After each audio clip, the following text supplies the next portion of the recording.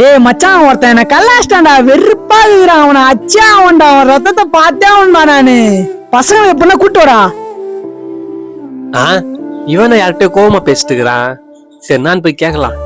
டேய் என்னடா போன்ல யாரு கூட கோவமா பேசிட்டுக்கிறா? டேய் ஒருத்தன் என்ன கல்லாச்சிட்டான்டா, அவனை அச்சா அவன்டா. அவன் ரத்தத்தை பார்த்தாதானே எனக்கு ஆத்திரமே தீரும். டேய் கலையகண்டா செஞ்சா மன்னிச்சு விட்டுறேன்டா. எதுக்குடா இவ்வளவு வெறி?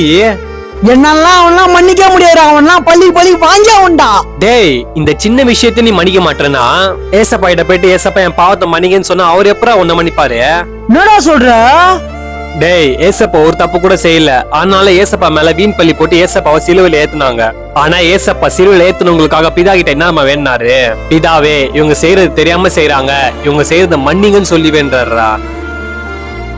டேய் பைபிள்ல ஒரு வசனம் இருக்கு, உன் விரோதிகளை நீ மன்னிக்கலன்னா உன் பாவத்தையும் ஏசப்பா மன்னிக்க மாட்டானா. நீ அவங்கள மன்னிச்சாதான் அவரும் உன் பாவத்தை மன்னிப்பாராண்டா.